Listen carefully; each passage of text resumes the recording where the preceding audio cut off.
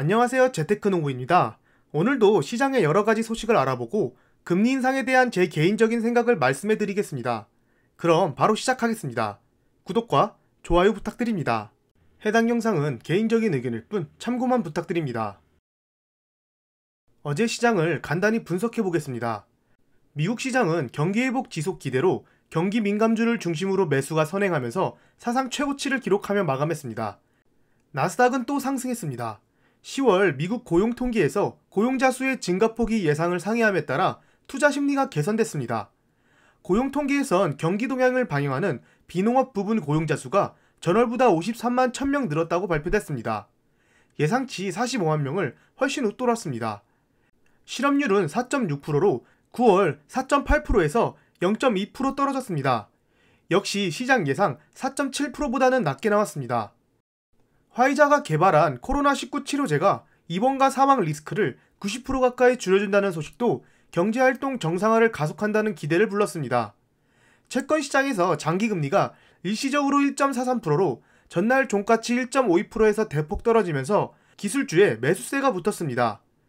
경기 민감주인 항공기주 보잉과 건설기계주 캐터필러가 견고한 모습을 보였습니다. 신용카드 관련 종목인 비자와 월트 디즈니 등 소비 관련 종목도 강세를 보였습니다. 반면에 머크와 모더나는 급락했습니다. 경쟁사 화이자의 경구약 개발이 악재로 작용했습니다. 줌 비디오와 넷플릭스도 하락했습니다. 시장에서 계속해서 호재가 나오고 있습니다. 그리고 최근 중요한 게 바로 중소형 주들이 있는 러셀이 1년간의 박스권을 뚫고 신고가를 달성했습니다. 올해 초에 너무 급격히 오른 중소형 주들이 많아 박스권을 유지하면서 고평가를 해소하고 신고가를 달성한 듯합니다. 이렇게 주식도 박스권을 유지하다가 상승하는 종목들이 많이 있습니다. 제가 이전에 소개해드린 아마존, TSMC, 반도체 장비주들이 있습니다. 그리고 제가 올해 말쯤에 인프라 법안이 통과될 것으로 말씀드렸는데 드디어 가결됐습니다. 이제 바이든 서명만 남았는데 당연히 통과될 것으로 보입니다. 물론 기존에 1조 7천억 원 달러에서 공화당 반대에 부딪혀 1조 2천억 원 달러로 줄였지만 그래도 우리나라 돈으로 약 1400조에 이를 정도로 엄청난 금액입니다. 참고로 이 법안에서 여러 분야 예산을 삭감했지만 삭감하지 않은 분야가 바로 친환경 분야입니다. 친환경 분야 기업들을 잘 보시면 좋을 듯 합니다. 오른쪽에 보이는 피어 앤 그리드 수치가 무려 85까지 올라갔습니다. 최근에 제가 소개해드렸을 때 82였는데 3이나 수치가 상승했습니다. 하지만 왼쪽에 보이는 변동성 지수 빅스는 무려 7% 가까이 상승했습니다. 최근에 소개해드렸을 때는 가장 저점을 보여주고 있었는데 빅스가 상승하는 것을 보면 환희에 가득 찬 시장에 약간 먹구름이 다가오는 듯합니다. 그래도 개인적으로 절대 큰 조정이 아닌 잠깐 쉬어가는 타이밍이 나오지 않을까 생각됩니다. 어제 전체적인 시장을 봐보겠습니다. 크게 상승하고 하락한 종목들이 구분됩니다. 대부분 리오프닝주들이 많이 올랐습니다. 디즈니가 크게 상승하고 넷플릭스가 하락했습니다. 스타벅스도 상승했으며 보잉, 그리고 위드 코로나가 되면서 결제가 많아질 것으로 예상돼 비자와 마스터카드도 많이 올랐습니다. 근데 페이팔은 또 하락했네요. 보시면 화이자와 머크, 모더나가 서로 상반된 모습을 보여주고 있습니다. 모더나 같은 경우 실적이 안 좋게 나왔고 가이던스 또한 안 좋게 나와서 많이 빠졌는데 머크와 화이자는 무슨 일 때문에 이렇게 상반되게 주가가 움직였는지 확인해 보겠습니다. 먼저 두 회사의 차트를 비교해 보겠습니다. 머크는 최근 코로나 치료제 개발로 올린 주가를 다시 원상복구하고 있습니다. 화이자는 아직 전고점을 뚫지 못했는데 급상승하고 있습니다. 화이자가 금요일날 상승한 이유가 바로 코로나 치료제 때문입니다. 화이자의 코로나 치료제는 무려 입원과 사망 위험을 89%까지 낮춰주는 걸로 발표됐습니다. 머크가 개발한 경구용 코로나19 치료제의 효과를 능가하는 것으로 앞으로 코로나19 확산세를 억제하는데 중요한 역할을 할 것이다라고 외신들은 기대했습니다. 머크의 치료제는 입원율과 사망률을 절반으로만 낮춰준다고 발표했습니다. 영국은 이미 머크의 치료제를 사용 승인했고 미 FDA도 곧 검토에 착수할 계획입니다. 후발 주자인 화이자도 FDA에 가능한 빨리 사용 승인을 신청할 것이라고 밝혔습니다.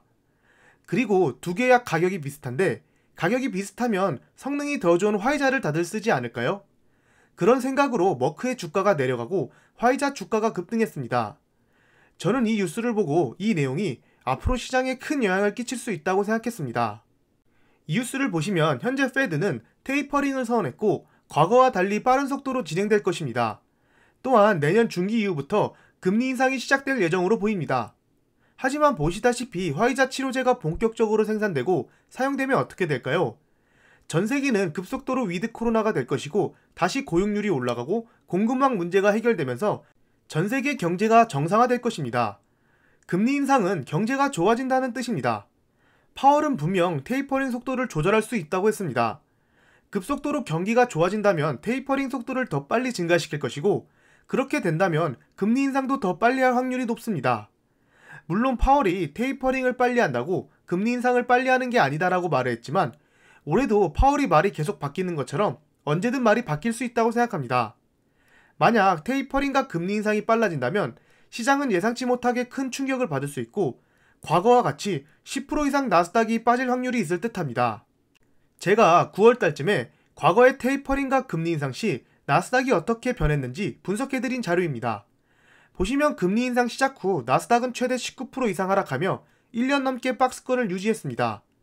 물론 지금은 과거와 달리 개미들도 정보를 빨리 입수하고 주가의 선반영도 상당히 빠르지만 시장이 선반영할 시간을 주지 않고 갑자기 금리 인상을 발표하면 큰 충격이 올 듯합니다.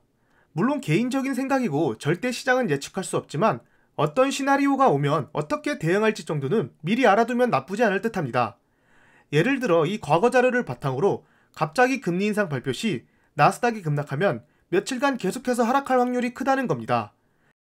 그럴 때 중단기 종목들을 잠깐 정리하거나 아니면 매수 타이밍을 좀 천천히 잡아도 되겠다 라는 것을 미리 생각해 볼 수 있을 듯합니다. 개인적인 생각이니 참고만 부탁드립니다. 그 다음은 벨로다인 관련 소식입니다. 러셀은 전고점을 뚫으면서 상승했는데 벨로다인은 상승은커녕 하락하고 있습니다. 최근 실적 발표와 여러 소식이 있는데 한번 분석해 보겠습니다. 먼저 벨로다인 3분기 실적부터 분석해 보겠습니다. 보시다시피 매출과 EPS 모두 어닝미스를 기록했습니다. 하지만 3분기에는 라이다 4,400개를 출하했고 2분기 3,800개와 비교해서 16%가량 증가된 수치입니다. 그리고 2021년 12월 31일까지 3개의 단연 계약을 추가로 체결하여 38개의 회사와 단연 계약을 맺고 있다고 합니다. 연간 가이던스는 63밀리언 달러로 이전 가이던스인 78밀리언 달러보다 무려 20%가량 감소된 수치입니다. 제가 지금까지 분석해드린 기업 중 가장 큰 하락인 듯합니다. 가이던스까지 하락하다니 별로 좋아 보이지는 않습니다. 그래도 제가 최근까지 분석해드린 벨로다인 소식을 보면 여러 산업의 회사와 계약을 하고 있습니다. 금요일날 벨로다인은 새로운 CEO를 발표했습니다. 벨로다인 설립자이자 벨로다인 주식 50% 이상을 보유 중인 데이비드 홀이 회사에서 쫓겨난 후 아난드 팔란에 이어 세 번째 CEO입니다. 경력을 보니 그렇게 유명한 회사 출신은 아닙니다. 그렇기에 시장도 CEO를 교체한다고 발표함에도 불구하고 하락한 듯합니다. 참고로 아직까지 데이비드 홀과 벨로다인은 서로 싸우고 있습니다. 기관들의 타겟 주가도 그리 좋아 보이지는 않습니다. 각 기관들이 타겟 주가와 투자 의견을 낮추고 있고 내년 10월 예상 주가가 고작 7달러밖에 안됩니다. 현재 제가 가지고 있는 주식 중에 가장 큰 하락률을 보여주고 있는 주식이 벨로다인입니다. 물론 성장주에 그리 큰 비중을 담지 않아 큰 타격은 없지만 그래도 마음이 아픈 건 어쩔 수가 없네요. 이번 조정장에도 유일하게 추매했던 라이다 기업은 루미나였고 벨로다인은 나아지는 게 보이지 않아서 매수하지 않았습니다. 지금도 여러 자료를 찾아봐도 집안 싸움이 끝날 기미가 보이지 않고 더 좋은 실적을 당분간 보여주지는 않을 듯합니다. 월요일날 비중을 조금 줄이고 나중에 벨로다인에 대한 좋은 뉴스나 실적이 나오면 다시 매수해야 할 듯합니다. 그래도 계속해서 벨로다인 관련 소식을 공유해드리겠습니다. 개인적인 생각이니 참고만 부탁드립니다. 그 다음은 에어비앤비 관련 소식입니다. 무려 13% 가까이 상승했는데요. 바로 3분기 실적과 화이자 코로나 치료제 소식과 합쳐져서 급등하게 됐습니다. 그러면 3분기 실적을 분석해 보겠습니다. EPS는 첫 흑자를 기록했고 매출 또한 어닝 서프라이즈를 달성하면서 올해 3분기 사상 최대 실적을 달성했습니다. 매출은 22억 4천만 달러, 순이익은 8억 3,400만 달러로 지난해 같은 기간에 비해 각각 67%, 280% 증가했습니다.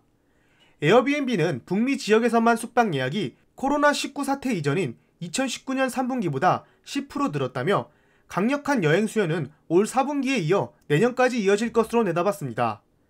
에어비앤비는 데이터 분석 기업이자 유튜브처럼 가만히 있어도 계속해서 발전하는 기업입니다. 무슨 말이냐면 유튜브도 플랫폼만 제공하지 저 같은 유튜버들이 양질의 영상들을 스스로 공부해서 공유를 합니다. 가만히 있어도 유튜버들이 회사 발전을 위해 노력하는 것이죠. 에어비앤비 또한 같은 방식으로 플랫폼만 제공하면 숙박업자들이 숙소를 더 잘 꾸미거나 리모델링해서 알아서 좋은 숙박시설을 제공하게 됩니다. 앞으로 위드 코로나가 되면서 에어비앤비는 계속 발전할 것으로 보입니다. 에어비앤비와 비슷하게 위드 코로나 수혜받은 종목들이 금요일날 급등했습니다. 바로 델타항공이 위드 코로나의 수혜를 받습니다. 미국이 외국인 입국 규제를 해제한 이후 6주간 국제선 예약이 450%나 증가했다고 발표하면서 급등했습니다. 하지만 아래 보시다시피 집콕 수혜주로 뽑힌 펠로톤은 3분기 매출이 8억 520만 달러로 전년 동기 대비 6% 증가하는 데 그치면서 어닝미스가 됐습니다. 순손실도 3억 7,600만 달러에 달했습니다. 지난해 같은 기간 동안 매출이 230% 급증한 것과 달리 대조적이며 이에 따라 주가가 35%나 빠졌습니다. 위드 코로나가 되면서 서로 상반되는 주가를 보여주는 종목들이 많이 늘어나는 것 같습니다. 그 다음으로는 참 애증의 종목인 프로테라 소식입니다. 러셀이 신고가를 뚫는데 무려 8%나 하락했습니다. 최근에 상승한 듯 했지만 다시 하락을 했는데요. 거래량이 크게 변화가 없는 걸 보면 딱히 악재는 없어 보입니다. 어떤 소식들이 있는지 분석해 보겠습니다. 로스앤젤레스 교통부서에서 프로테라 및 어페런트 회사를 통해 태양열, 에너지 저장 시스템 및 EV 충전소를 설치한다고 합니다. 100개 이상의 전기버스에 전력을 공급하기 위해 설치한다고 합니다. 이러한 충전소를 건설하기 위해 미국 정부로부터 600만 달러의 보조금을 받았다고 합니다. 로스앤젤레스 대중교통이 2028년 완전 전기 차량으로 전환함에 따라 이러한 시설물들이 증가하고 있습니다. 로스앤젤레스는 올해 초까지 프로테라 버스 25대를 운영 중입니다. 제가 프로테라를 투자한 이유는 단순 버스 판매가 아닌 이런 충전 시스템 기술을 보고 투자했는데 계속해서 개발을 하고 있는 것을 보니 아직은 괜찮아 보입니다. 프로테라 실적 발표가 11월 10일 다음 주 수요일인데 어떻게 나올지 정말 궁금합니다. 실적 발표 후에 자료를 분석해서 공유해드리겠습니다. 절대 투자 추천 의견이 아닌 개인적인 의견이니 참고만 부탁드립니다. 지금까지 제 영상을 봐주셔서 감사합니다. 구독과 좋아요 부탁드립니다.